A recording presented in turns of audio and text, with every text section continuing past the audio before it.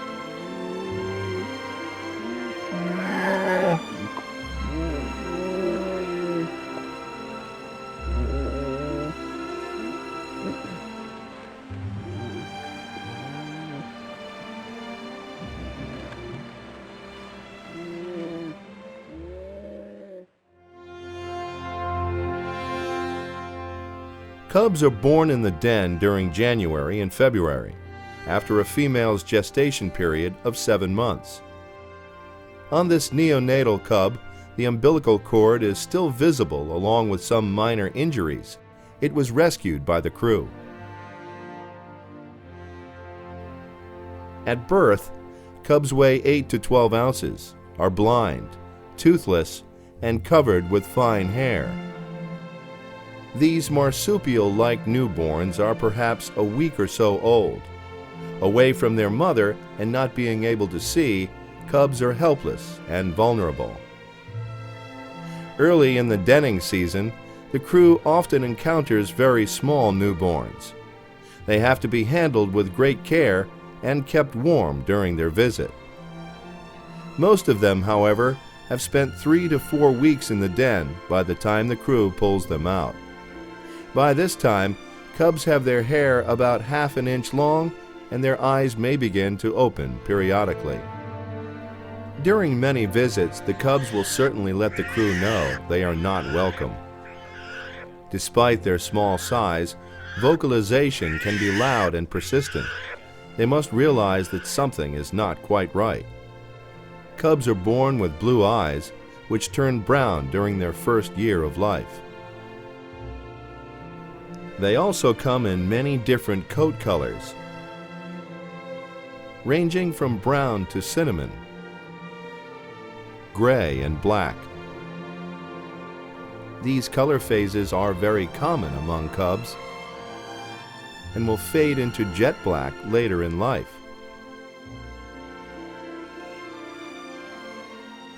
On rare occasions, however, a chocolate-colored cub will show up and stay that color for life. Even Randy has seen very few of these. This is very rare. We've only seen 2 other brown cubs, and they were both born to the same female. And this is the brownest of all the cubs we've seen. And the color phase bears are not uncommon in western states, but in Maine we almost never see it. About 1 out of 2 or 3,000 bears maybe are brown. And you can really see the contrast between the black one and the brown one. They all have chest blazes. See the chest blaze?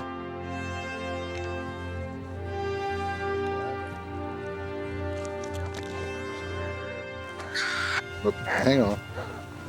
One guy did a flip-de-doo on me. Okay. control of them.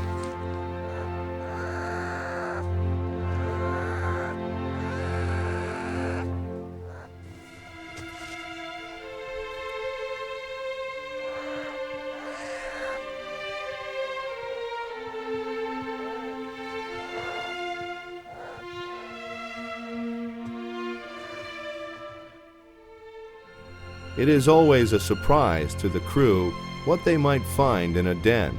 Litter sizes range from 1 to 4 cubs, with 2 or 3 the most common. Fewer cubs will contribute to a higher survival rate, which often depends on the female's age and ability to find food.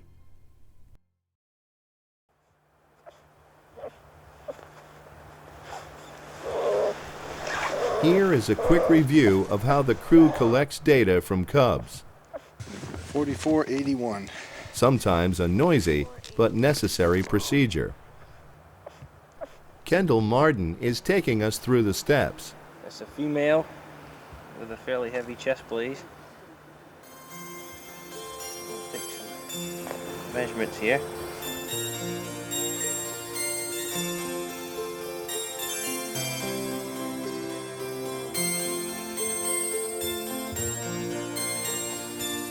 The neck measurement is 18 and her chest measurement is 28 centimeters.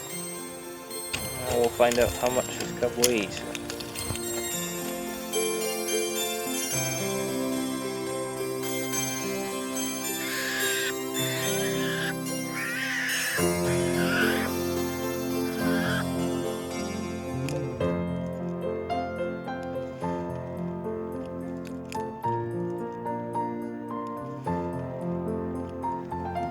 £5 pounds 6 ounces.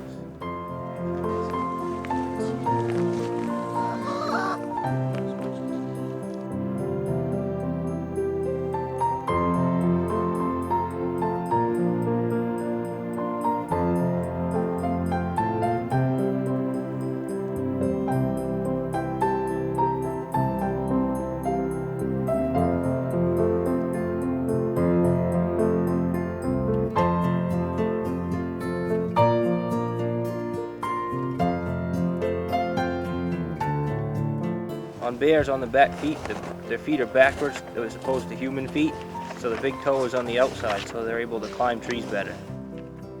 Figuring out how to climb pretty quick.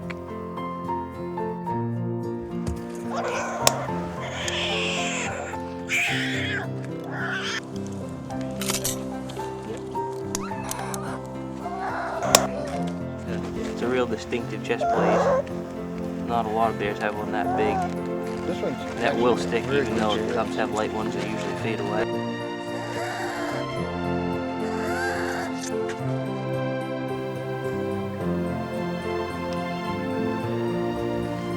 She's not very happy with me right now, so she's trying to huff at me.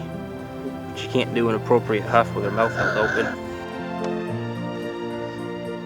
This cub will get her ID number later when we get back to the office.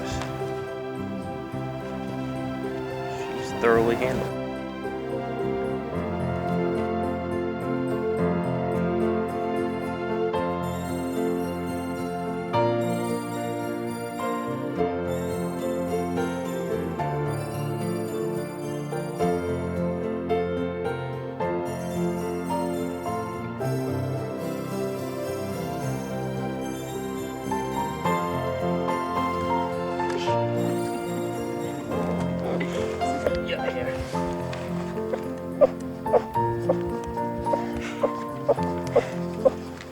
While the crew is busy with the female, the cubs are usually just hanging on to her.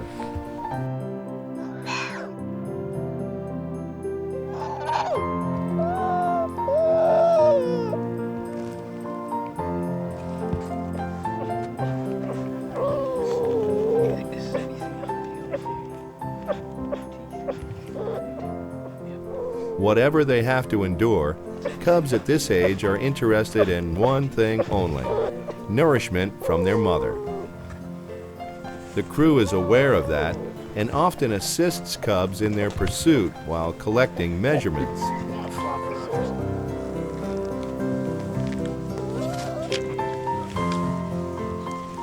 In this case, of multiple cubs, everybody takes turn in calming them down before they go back into the den.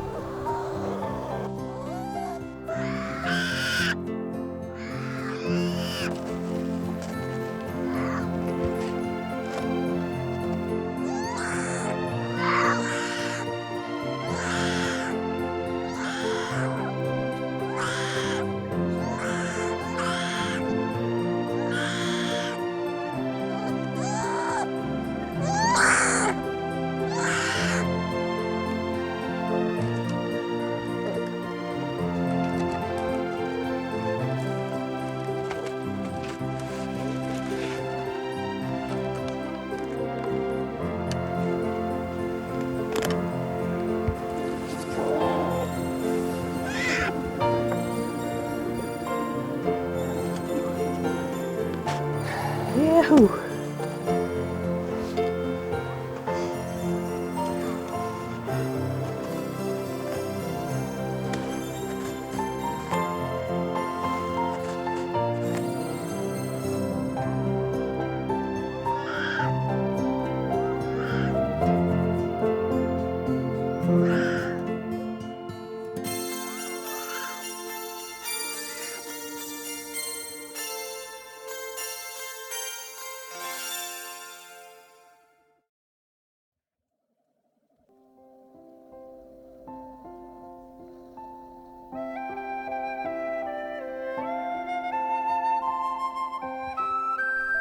Cubs are separated from their mother for several reasons. Cubs are left behind when dens are disturbed by logging operations or when females get killed.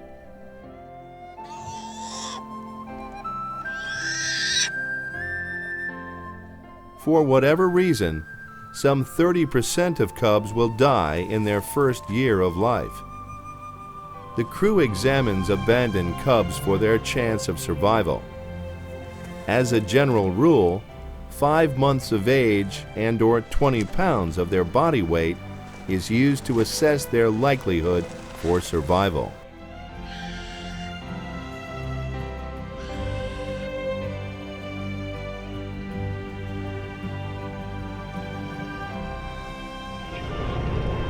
Once the decision is made, cubs are temporarily taken under the care of the crew, and then takes them to a licensed bear rehabilitator. Over the years, the department has developed a good relationship with Dawn and Michael Brown, who own and operate a large rehab facility in New Sharon.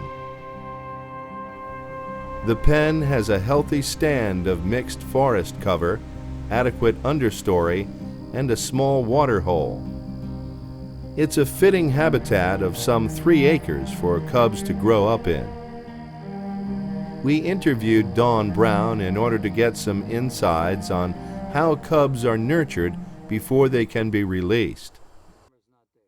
Well, I've always been kind of fascinated with bears, and other people had rehabbed and I was interested in it, but my passion has always been to work with bears, and that's what I'm doing. I'm pretty much living my dream right now, and I have many stories to tell. Initially, I had to take a wildlife rehabilitation test, and actually on my permit it is wildlife rehabilitation and research. Believe it or not, that really is not what educated me by any means. It is a lifelong experience. I've been doing this for 18 years, and it has been trial and error, and it is experience that truly has educated me over time. I always had it in the back of my mind to fence in a habitat for bears, and I absolutely knew it could be done. I have 5 acres fenced in right now, but the fence line is tight-lock deer fencing that goes around the whole outside perimeter, and then there is 6 strands of electric fencing, and 9,000 volts runs through that typically on a good day, and plus it is very grounded, and that also enhances the electric going through it. And there's also orange ribbon. I go around pretty much every year. It's basically a visual thing, and of course black bears can see color. What it does is it actually protects the bears in there to see a visual barrier, yet they can see straight through. But it also helps prevent other animals, bears that are on the outside of the pen, prevents them from running into the fence too. The more acreage I have, the better it is for them and the better it is for me, and the more natural habitat. The more bears I have, the more I have to supplement them, but at the same time, they are greatly able to use their skills and they are still able to forage 80%, so that makes me very happy. So because I get them at all these stages of development, over time, I have learned what works best. I've almost gotten it down to a science on when they can be released. When I receive neonatal cubs that I've had them, and this little cub was near bald, you know, half of it, he had a little bit of hair on him, and he had his umbilical cord on. So that justified me identifying his age. He was probably anywhere from 1 to 3 days old. Received special formula that I have immediate care supplements, I have everything on hand that I need for bears. I've had more than one neonatal cub over the years, I've had quite a few. He's an example, it was 221 feedings in 21 days. They did find a surrogate sow for him, and he went in with 2 adopted siblings. They don't always take them in. They do a lot of the times, but it is not always a success, and that needs to be stated also. Dawn has documented many of her orphans. Here is some of her footage from years past. Sometimes the pen is heavily populated. Other times it may be empty for a while.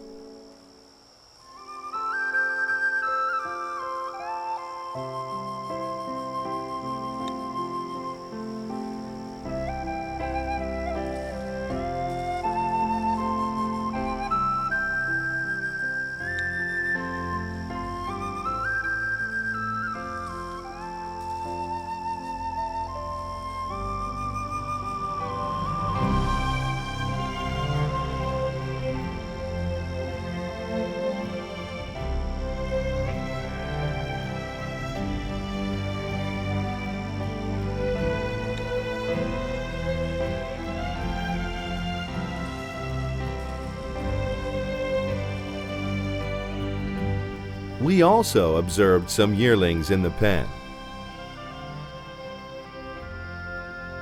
Clearly, the bears like it here, in large part because they roam free and human contact is minimal. Foraging for food is sustainable because of a good mix of beech and oak trees.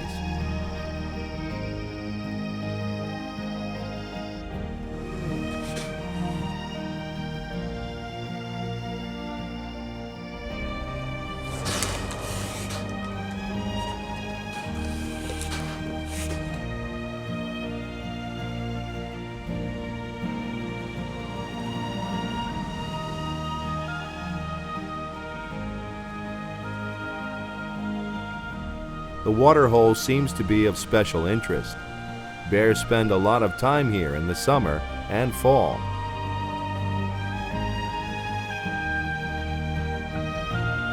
Drinking, eating, and staying cool makes life bearable behind bars.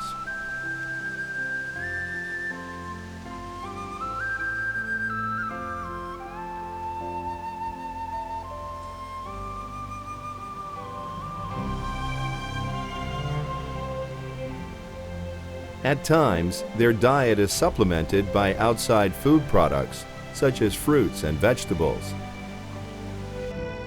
This is also necessary in order to protect the vegetation inside the pen.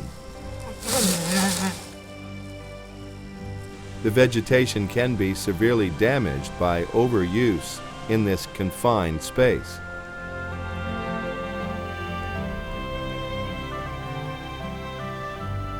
Over the years, some 50 orphan bears have been successfully rehabilitated here.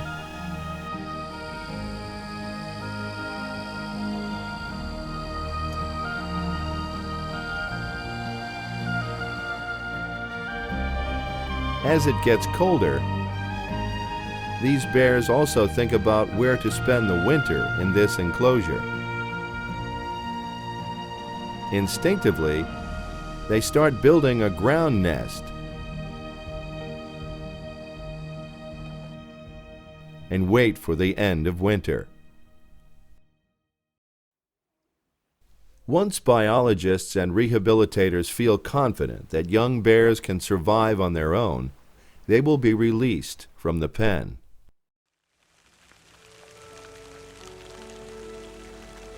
Capturing is the first order of business.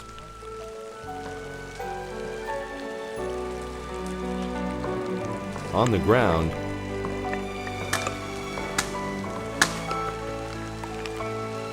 in the trees, and in the rain on this day. Eventually, they are captured and tranquilized. This youngster was captured in a cornfield where she had a little too much to eat. Being too heavy to climb trees, she was later killed by an adult bear. So we brought you a ton more cattle because this is going to be like... For the next few hours, the cubs are tagged, tattooed, weighed, and collared like any other research bear.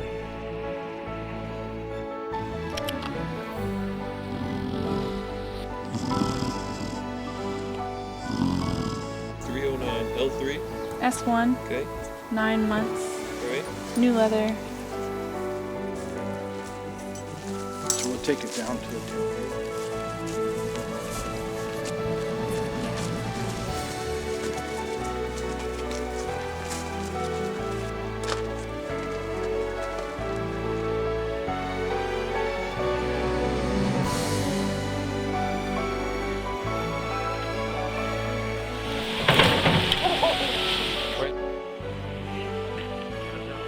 Sleeping like that while we're driving.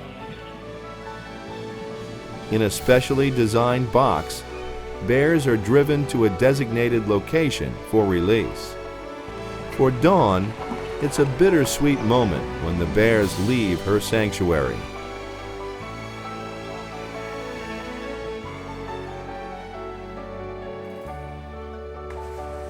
Filming the actual release from the cage has its own challenges, as we soon found out.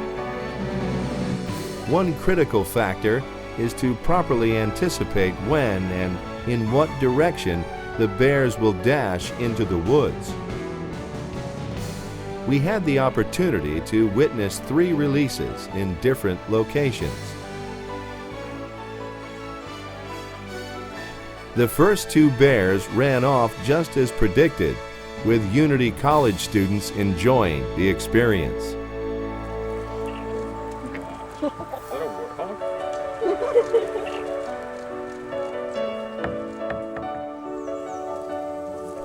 The next release was the most memorable indeed. Here goes the door. I'm not really sure.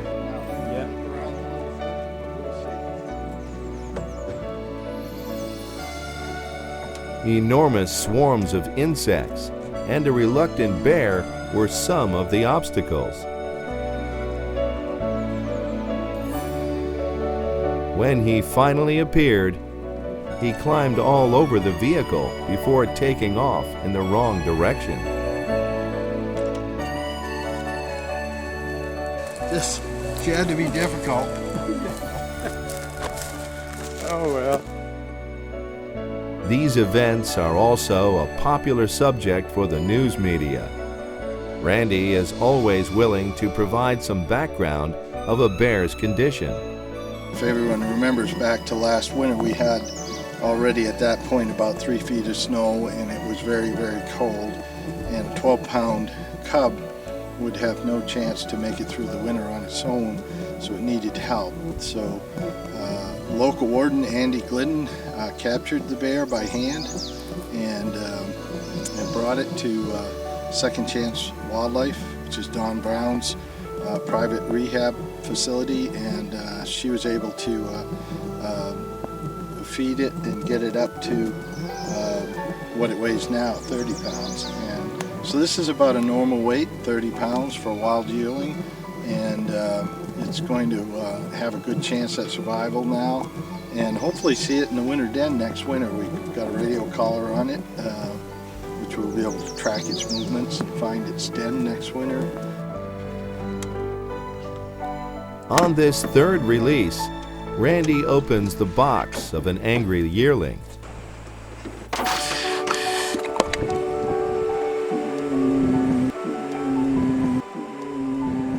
I don't know how quick it'll come out. She dashed off immediately. He's got to be happier than he was in that box. Yeah. I really like seeing him go. It's fun to see him go. Yeah. And after all the hard work, and he's going right in by the stream there. The site provided some unexpected opportunities for the bear: water and a winter kill. Randy opened this moose carcass so the inexperienced bear will have better access to it.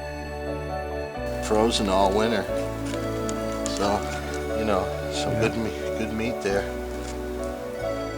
Whatever the nature of these releases, the important outcome, however, is that these bears are now free and given a second chance.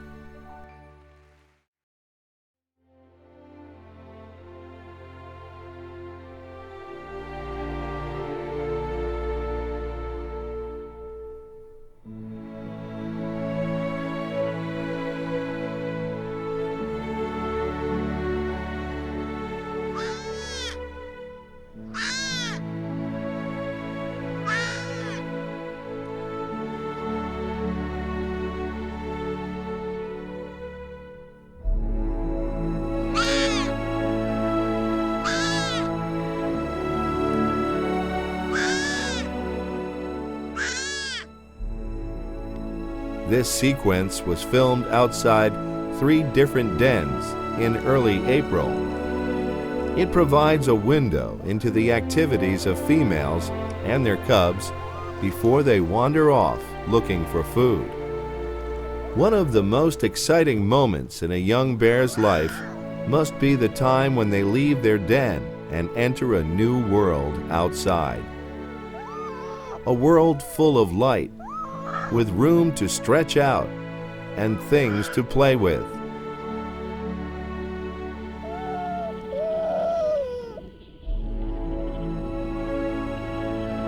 By the time cubs leave their den at about 3 months of age, they weigh 3 to 6 pounds. Climbing is what cubs do instinctively, whether it's on twigs and branches or their mother's back.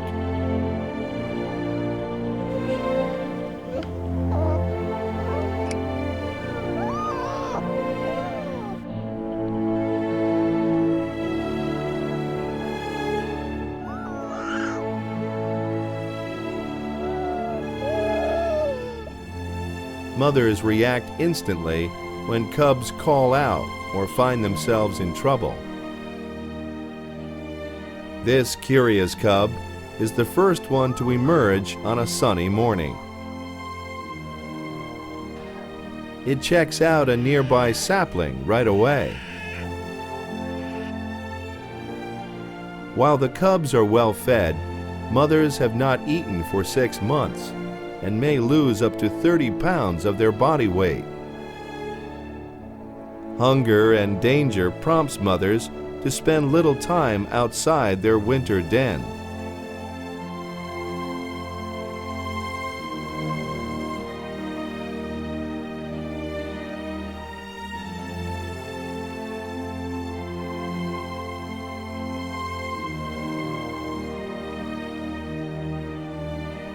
Everywhere, dens are abandoned as females leave in search for food.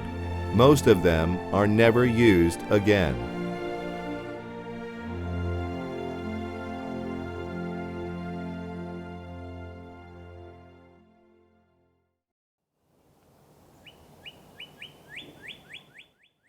Northern Maine is slowly emerging from the winter. As temperatures rise and the snow melts, the landscape takes on a whole new appearance. The evergreens stand in notable contrast to the gray hardwoods.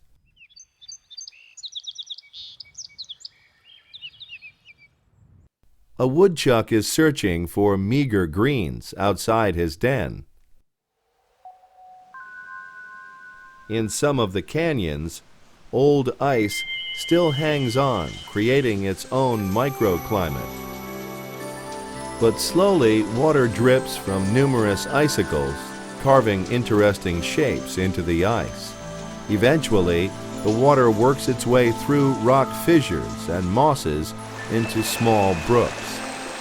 These waters eventually flow into larger streams heading for the coast.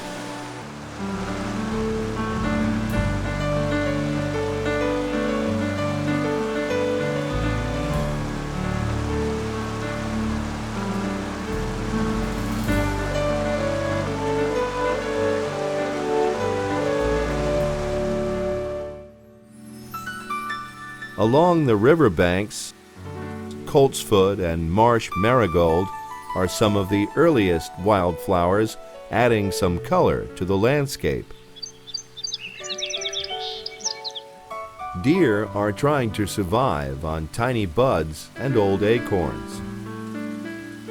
A screech owl is looking on.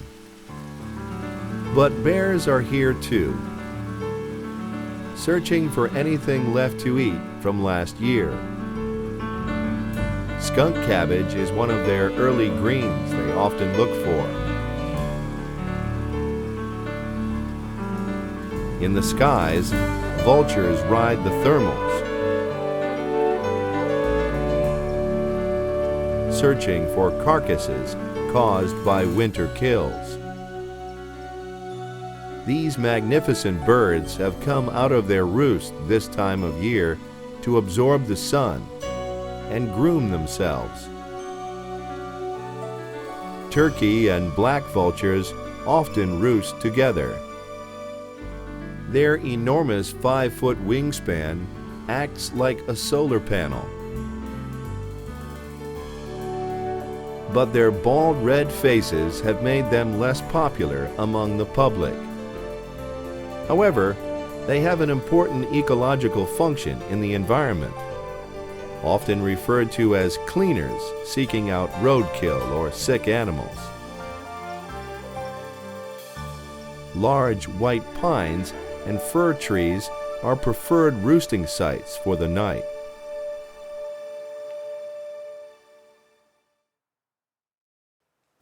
Meanwhile, the bears continue to make their adjustments to the new surroundings.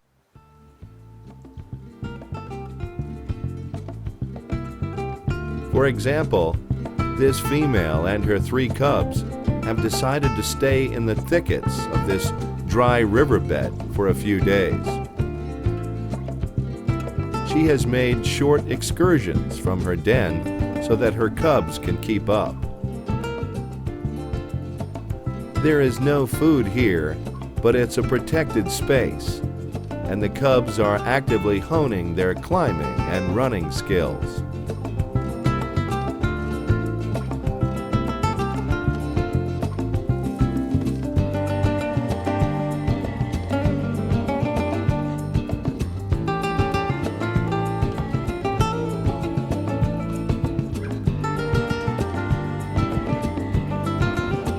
Along the way, she creates many day dens so the cubs can rest and nurse whenever they need to.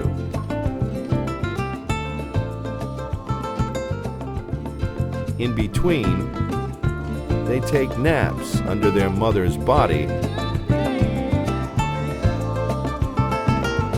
as the sun sets over the county.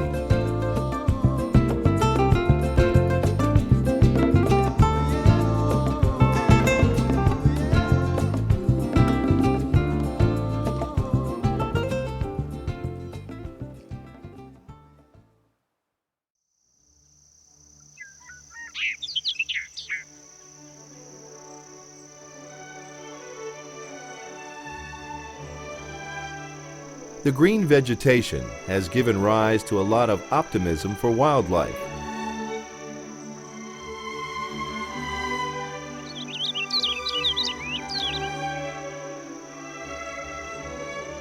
There is now food everywhere.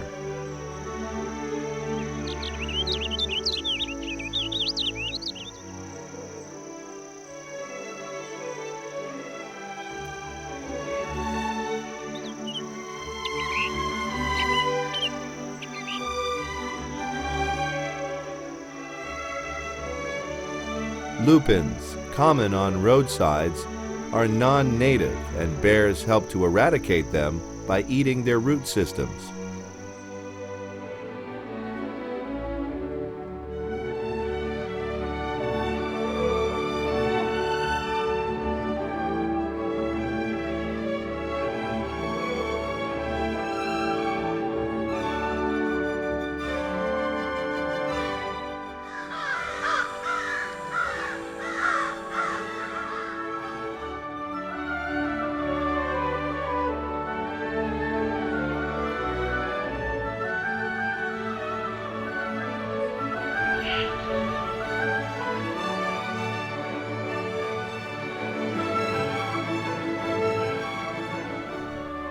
During the first summer, females are much involved in teaching their cubs where and how to find food.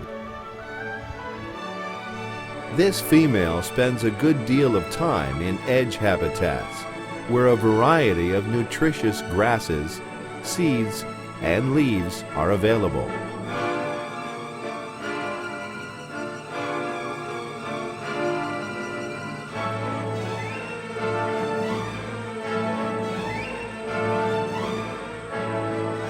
They do return here for many days if the female considers it a safe location.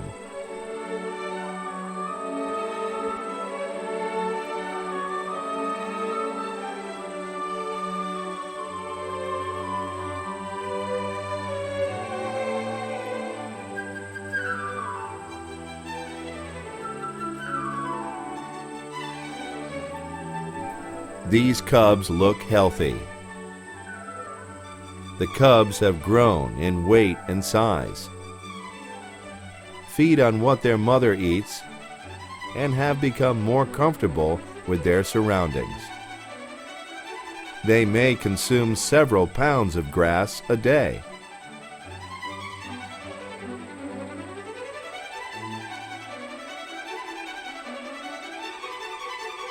They are never far from a tree they can escape to when anything frightens them. But they return quickly and will take some time before they recognize real danger.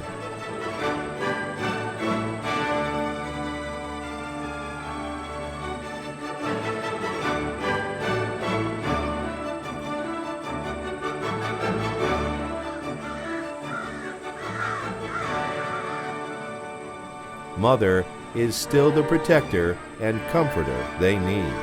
She too surveys the landscape on a regular basis.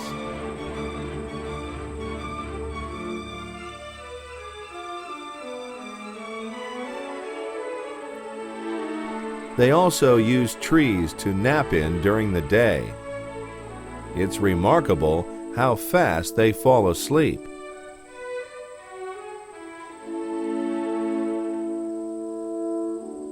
They seem to spend as much time in trees as on the ground, especially when Mother joins in.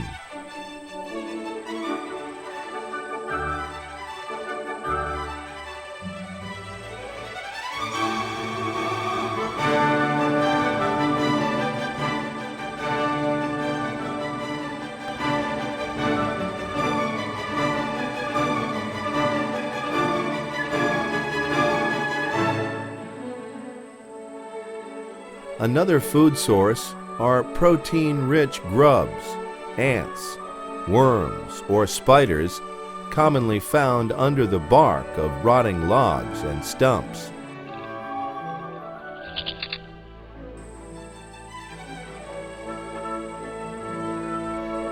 As bears break down logs in their search for grubs, they actually accelerate the process of decay.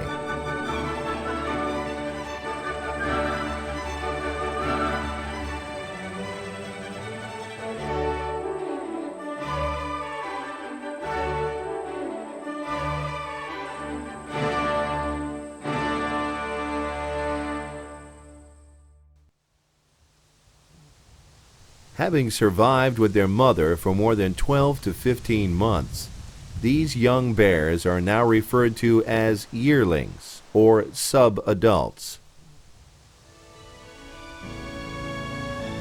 By now, they have gained between 40 and 60 pounds. They have lost their teddy bear faces,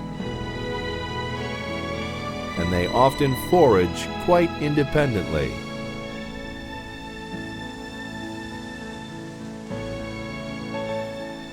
Presumably, they also have learned all the survival skills they need to know to live on their own.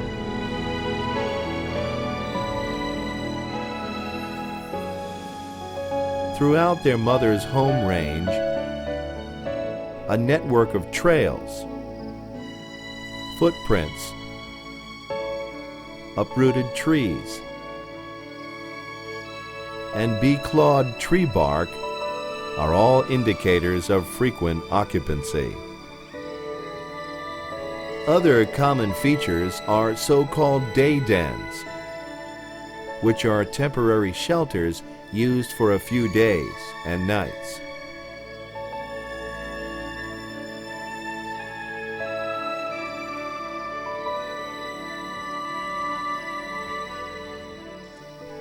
A tight stand of large trees is selected where they feel safe and get the support for bedding down on branches.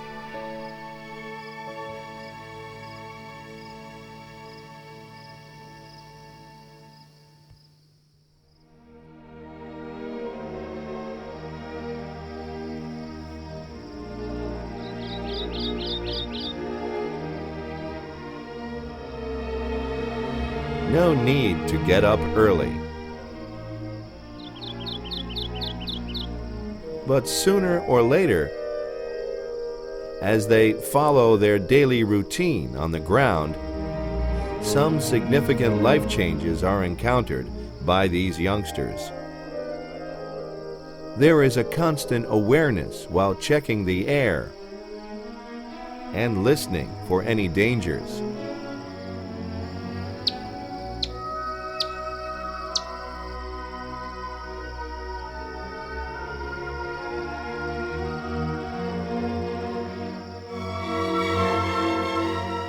At some point, a male picks up the scent trail and tries to find females. It's the mating season.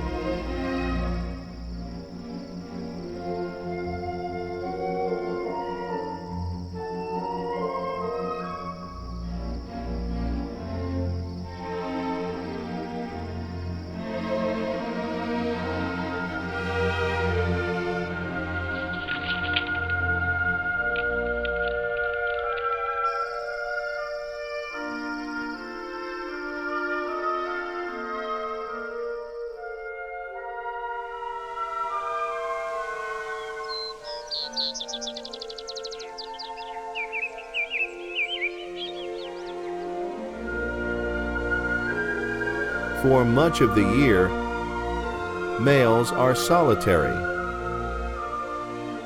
feeding and traveling by themselves.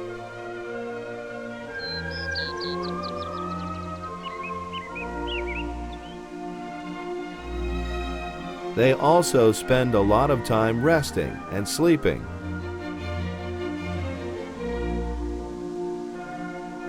While frequently checking the air for testosterone.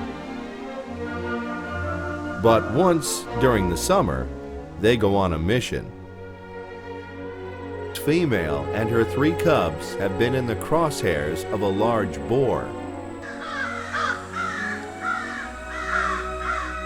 They graze on the edge of a deciduous forest while constantly checking and listening for intruders.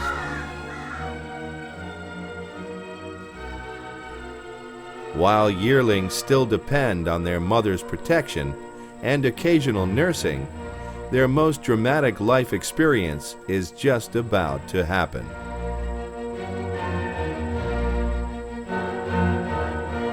By June, boars begin courting females, at which point mothers are often forced to break up the family unit.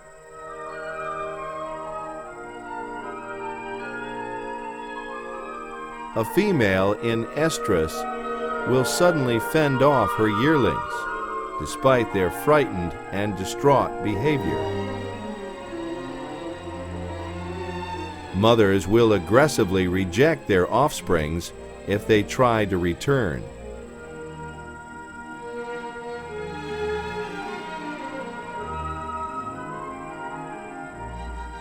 As males discover their target, they also create an uneasy environment for everybody. When they arrive on the scene, yearlings will head for the trees. Being faster and better climbers, large males will usually not follow them. This boar paces back and forth, defecating and urinating in his frustration to locate a female.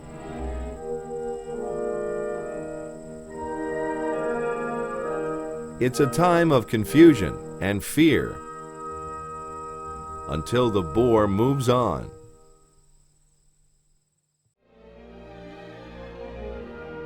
But eventually, the family unit will split up. Alone and vulnerable, siblings will often stay together for some time. Mothers often tolerate their daughters in establishing adjacent maternal territories. Male yearlings, however, tend to move farther away. Meanwhile, as fall approaches, these young bears have to face another challenge, creating their own winter den for the first time. How well they survive depends on what they've learned from their mother. But it also depends on whether they can navigate around people, traffic, hunters, or other bears.